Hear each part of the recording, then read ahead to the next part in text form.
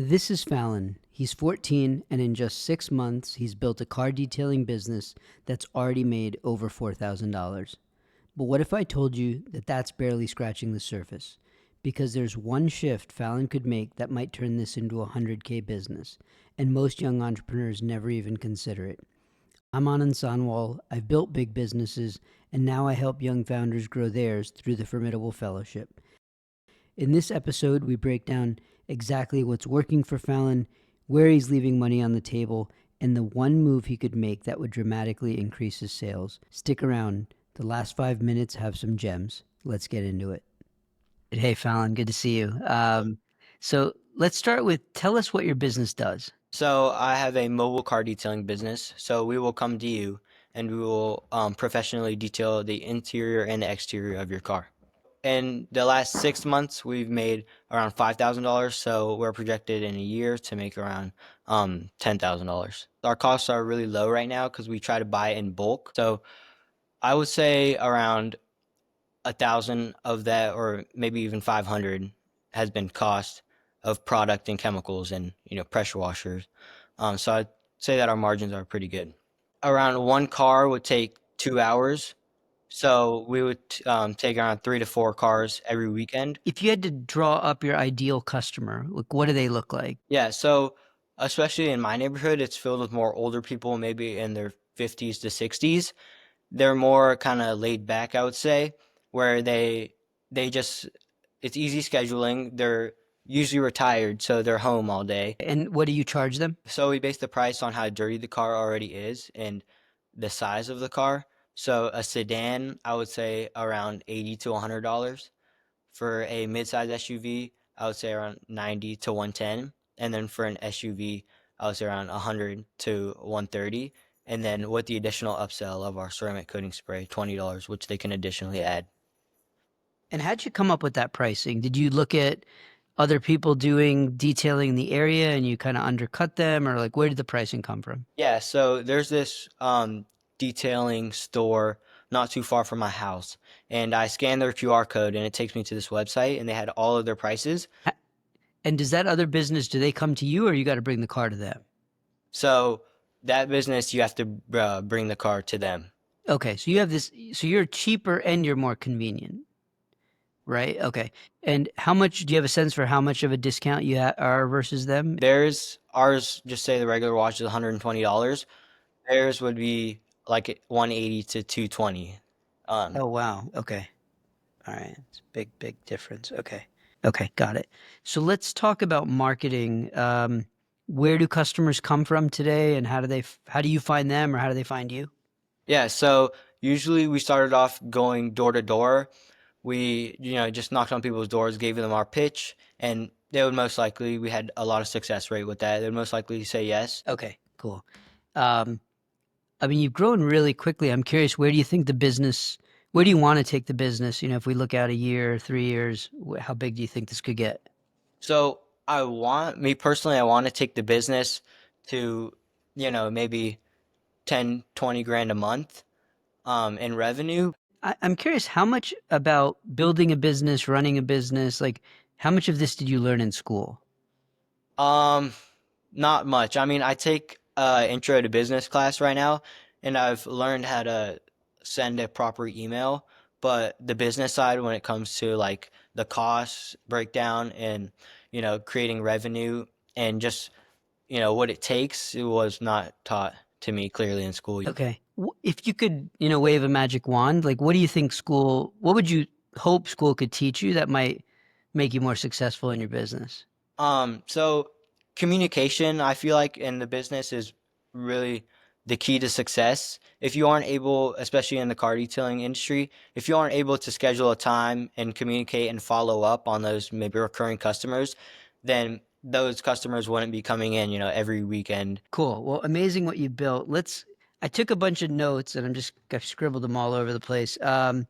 Let's think about, how we can 10x this business in the next 10 months, right? It sounds like you're ambitious and you want to do that. So I'm going to, sort of try to prioritize these based on what is the highest value opportunities and and requires the least cost, meaning either your time or money, right? And so the first one that kind of jumped out to me was, you know, obviously you want to focus on the people who have the money, Right. right? And so I think there's two things there, like, and maybe you're already doing this, is like, you know, picking out your affluent neighborhoods, right? Like that's where you want to be, like where you got luxury cars, where you've got time-strapped professionals. So is that already where you're going, or do you think there's other nearby neighborhoods you haven't tapped into?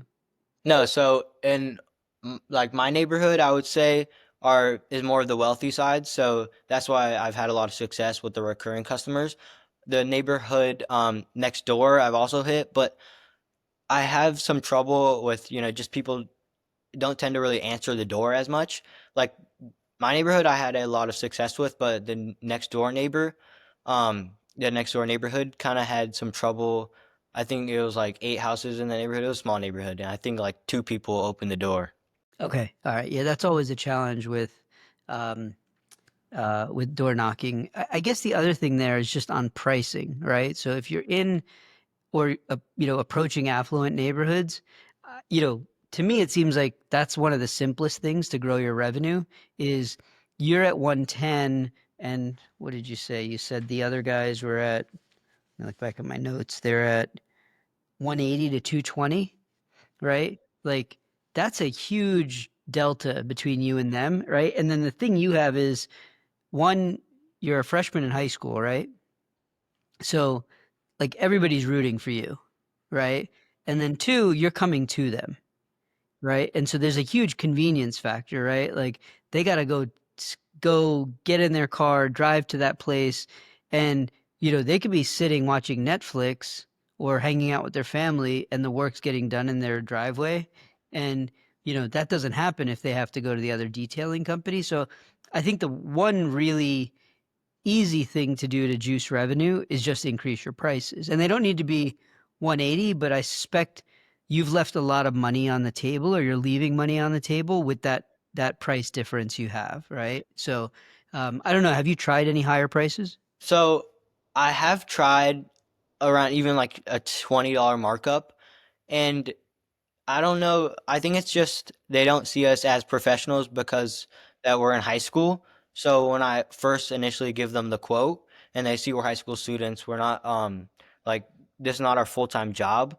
I feel like they see that as more of like an overlook on us that we aren't going to do as good of a job, and they kind of rethink that price.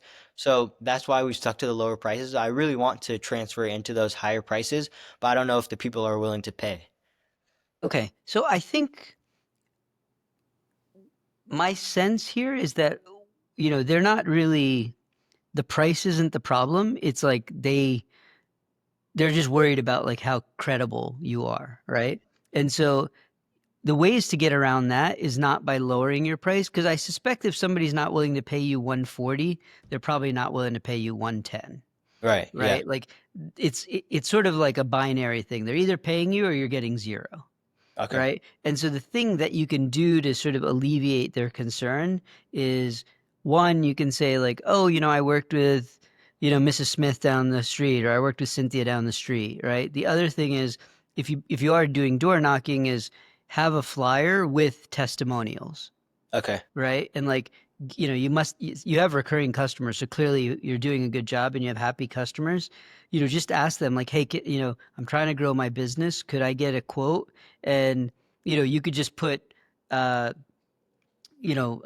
Fallon and team do an amazing job on my car every 2 weeks. Like, it always looks great. Rick, from Weaver's Lane or whatever the name of the road is. You're not, and like, put their picture if you can get it, right? Like, because I think what you need is just social proof, right? That like, hey, I'm not the guinea pig. I'm not the first customer of Fallon's. And so that would be like a really simple way, I think, of alleviating that concern. And then you could just also say like, hey, hey, my name is Falan Patel. I'm a freshman in high school. I'm building this business. I've already done, I already do 300 cars in the neighborhood or whatever the number is, Hmm. right? Because like that'll get them over that initial resistance of like, hey, like who is this guy and does he know what he's doing, Right. So right? Do I you have a use question. testimonials today? I mean, I use pictures of other clients' cars, um, but I need to start. I think what I can do is have a little page that I can send to them, where they can write maybe like a review, um, like TripAdvisor, but not really.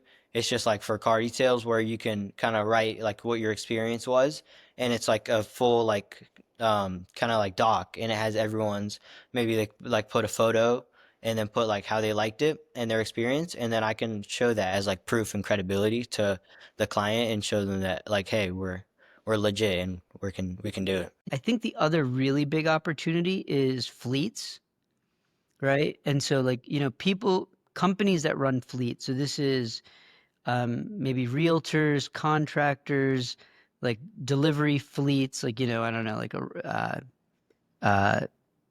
yeah, I don't know who, like a local delivery company, restaurant, if they have their own cars, right? Like they need to keep those cars, especially if you're like a realtor, where if you show up to a house to represent a client and your car looks like garbage, Hmm. like it makes you look bad, right? And so there, could you go to somebody who's got a small fleet and say, "Listen, I'll take care of all the cars in your fleet."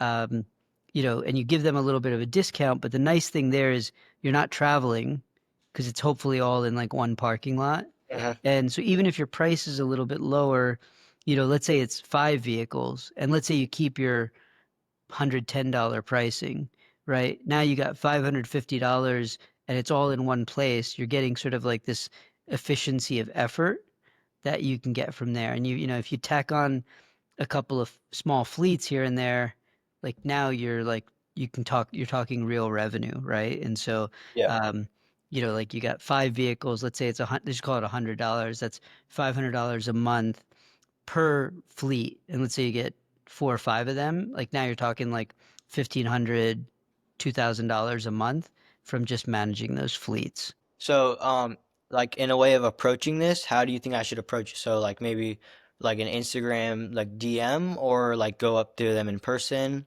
or how do you think I would I approach it? think since you're already good at door knocking, I think this is like just door knocking. It's the same except potentially uh, you get a bunch of cars. And the only thing is sometimes the decision maker on this may not be the person you speak to at the front desk, right? So that's the only difference between a residence and a residence. Person who answers the door is probably the owner and probably the decision maker, unless it's like a child. Um, so here you might have to say, you go up to the person at the front desk and you're like, "Hey, I." Here's who I am. I run this business. It's super successful. I manage. I do detailing for a bunch of, for fleets in the area. And I'd love to speak to whoever is in charge uh, fleet maintenance and cleaning. And Okay. then, you get that relationship. And then after that, it's like the pitch is probably not that different, except you need to probably ask some more questions, right? You need to say like, hey, how many cars do you have in your fleet? When are they less busy, right? Because if they're delivery, right, or they might be busy during lunchtime or something, right? And so you can't be there at lunch. They might be like, listen, cars downtime is between 2 to 5 between lunch and dinner. Like, so that's when we need it done. So you have to kind of understand if it fits with your schedule. Um, and then, yeah, that might be a way to get a bunch of cars in one shot. But I think like small delivery fleets are probably where I would look to. So like businesses that, yeah, the Chick-fil-A one, for instance, is a good one. So with that, say I go door knocking and it ends up being really successful and I get maybe later ten fleets a month. How do you think I would manage, getting them all in? Like maybe more people? How would I Yeah, yeah. use So, it? I mean, yeah, ultimately for you to scale this business to 100K, you can't be doing all the cars. Right, Right. exactly. And so that's where you're going to have to hire other people. And I suspect if you're growing that fast, I'd say the common theme I hear amongst grantees is that other people at their high school start hearing about what they're doing and they're like, hey, Fallon, can I work with you? Right. And then what you're doing is essentially hiring people. Um, what you want to do there is, you want to have like what's called an SOP, a standard operating procedure, because you kind of know how to detail a car, just second nature, right? Somebody new coming on who's never done it before doesn't know what to do. So you need to like kind of spell out for them what needs to happen. And then in the beginning, you or maybe your buddy who knows how to do it is working alongside them.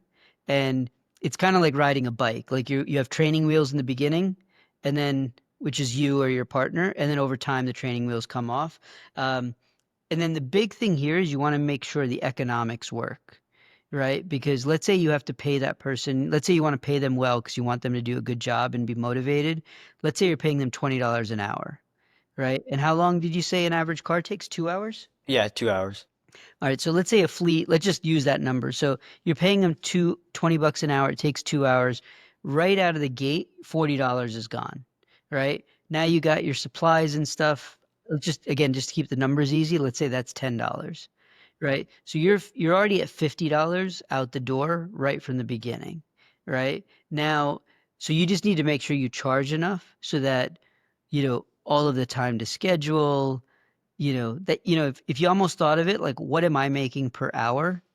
It should be like, it should be attractive. And, you can probably, I don't know the car detailing business well enough. You could probably just chat GPT and figure out what a good margin in a car detailing business is. Hmm. And then, if they say the margin is, uh, uh, you know, I don't know, 50%, right? You're like, okay, then I got to charge $100, right? Because now I got 50% left. That's probably like too rough of math.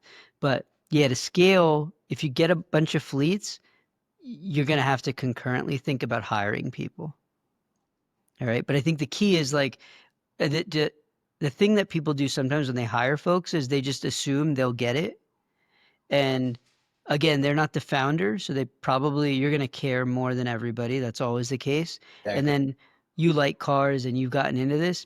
Most people aren't going to know how to do it, so you got to like train them, right? Right. Um, so I think that's you got your high value, you got your fleet. It sounds like you're already doing this, but like memberships, right? So it's like, hey, listen, if you just want a one-off, it costs more, Hmm. right? And so this is the other area where you can flex with pricing is like, hey, like, one off is 160, right? But if you do, uh, quarterly, it'll come down to 120, which works out to like whatever, you got to do the math, every fifth one ends up being free, right? So I think like, and then what you end up with is like revenue that is like more repeatable and more like you can forecast it better. How do you get recurring revenue today? Do you have an offer like that, or is it just people like the service and they're like, "Hey, Fallon, can you come every month?"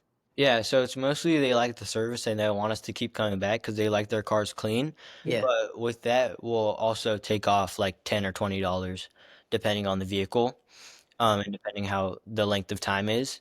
So yeah, kind of both of those. Okay. So I think like, you know, instead of them coming to you, lead with that a little bit, right? And so that way, like they know right out of the gate if they like the first one, then they can buy a package, right? I think that's really important. I think the second you're also doing is sort of the upsell.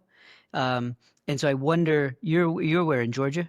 Yes, in Georgia, Atlanta. Right. So, I'm up near New York City, so I don't know what the weather's like in Georgia, but like, if there's when seasons change, right? Can you say like, hey, because you want to create urgency. And so it's like, hey, listen, we're doing like a winterizing package, right? And I'm going to do these things specifically for your car, and that's only for this period, right? And so, like, or hey, do you want the winterizing package on top of what we normally do? Right. So I think like that's the really nice thing. And I would look at, if there's a big detailing company in the area, I suspect, at least from what I've seen up here in the Northeast, they have like, all sorts of like things you can add on and subtract and whatnot. And you don't want to make it too complicated, but that's a really quick way to increase your margin because you're already there, right? And so can you add on something that they perceive and that is high value, that's like very high margin for you? Have you tried that? Not so the only extra thing that we offer is that ceramic coating spray.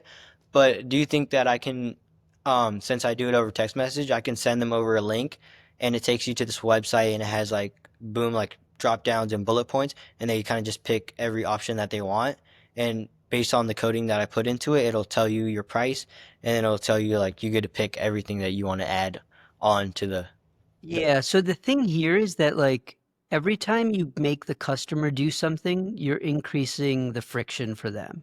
Okay, so Right. It's just like writing the review, right? So you want to make it as easy for them as possible, right? And so what you could do is just, and so if they have to pick stuff, and if you ask me like, hey, Anand, go pick what you want, I'd be like, I don't know what any of this stuff is, right, right? yeah. So instead, what you could say is like, hey, listen, like, I don't know, does Georgia have like a period where it rains a lot? Yeah, it was more of the winter time, but the better period is now, and it has all the pollen is falling. So Okay. all the cars are turning like yellow from all this pollen. Got it. All right. So I don't know if there's a product out there that will protect or like help with that, Okay. right? But like, like, hey, right now, like, hey, you got the $120 thing. In the springtime, we're hearing lots of complaints from folks about the pollen on their cars and it's causing these X, Y, and Z issues. We're doing a thing, just for the next 4 weeks, the pollen buster, come up with a better brand. Uh, and it's like $40 and we do this, this, and this. Do you want to add that? Yeah. Right. And so like now they don't have to think. It's just simple Yes or no. Y or N, right? That's it, Yep. right? And you already got him, and now you're like, you're sort of create. And the thing is, if you think about it, like you are protecting the second most valuable asset in their life, right? Like behind a home, the car is the next biggest purchase that somebody makes, right? And so I think positioning what you do as less about car detailing and more about protecting the second most valuable asset in your life is really valuable. But I think like in general, Fallon, try to reduce the term we'll often use in business is cognitive load. Like just don't make them think because nobody likes thinking, Yeah. right? Just like give them these options and just say like, hey, I've got Pollen Buster or Pollen Buster Plus. In Plus we do A, B, and C, and I spit shine it and do all this stuff. And in Pollen Buster you get A, B, and C. Which one do you want? And yeah, just you can just try it out. I wouldn't get too fancy with it. Try Okay. it on 10 customers. If you're like, oh, this works, then roll it out. If it doesn't, then just keep experimenting. Okay. And do you think I should do this like the additional upsells during the like communication process when I'm scheduling and telling them about what we do, or do you think when I get to the customer's house and I'm like, okay, we're gonna get started. Do you want XYZ? Um, I think you want to do it while you're scheduling because they're already communicating with you, Okay. right? And you said sometimes they just have to leave their car in the driveway and they might be, the thing that is so beautiful about your service is that like they're doing what they're doing in their life and you're getting their car beautiful. So coming to their home and then just like kind of ruining their flow about what they're doing, like that I don't think will be received as well versus, hey, I'm already communicating, and then it's just like, hey, by the way, like hearing a lot about this pollen issue. I don't know if it's affecting you, but it tends to cause paint damage or what. Again, I don't know enough about cars. You got to research this. um, um, yeah, do you want that as well, right? And I think you can do it in a way that's like very consultative and helpful. It doesn't have to feel like excessively salesy.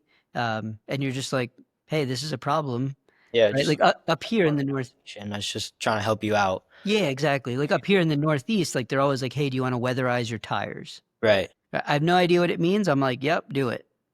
Right. So it's just like, yeah, who wouldn't want weatherizing your tires? Yeah. Right? So like you almost want to think like that's why Pollen Buster is not a good brand. You want to think about something that's like that's again, this is the second most valuable asset they have.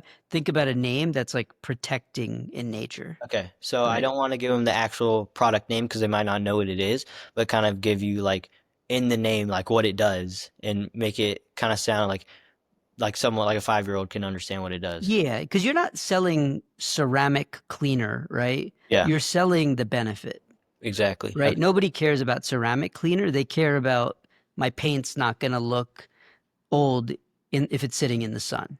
Yep. Right. And like that's the other thing, hey, I noticed you have a 3-car garage, or you have a 2-car garage, but you have 3 cars. this one's going to be in the Atlanta sun like all day long, and like that tends to cause the paint to fade. I have this thing that we do that like reduces that and it'll keep the car looking great, right? Like, you're selling the benefit of whatever. You're not selling, Sunstone product ABC or whatever. All right, Fallon. Well, awesome, man. Really, congrats on the business. It's Thank like a you. remarkable story in such a short time to be doing that much revenue. And so I love the ambition. If we can be helpful, definitely let us know. I hope the grant is something you can invest in the business, of course. Fallon, if somebody's in the Atlanta, Georgia area, wants their car detailed and to protect that second biggest investment in their life, how do they find you? So you can go ahead and shoot me an email. My email is Falan Patel, FALAN PATEL 0212 at gmail.com. And you shoot me an email, I'll make sure to respond as fast as I can, and we'll get your car looking brand new. All right, awesome, Fallon. Well, congrats on the business. A Thank you. remarkable job. Thank you.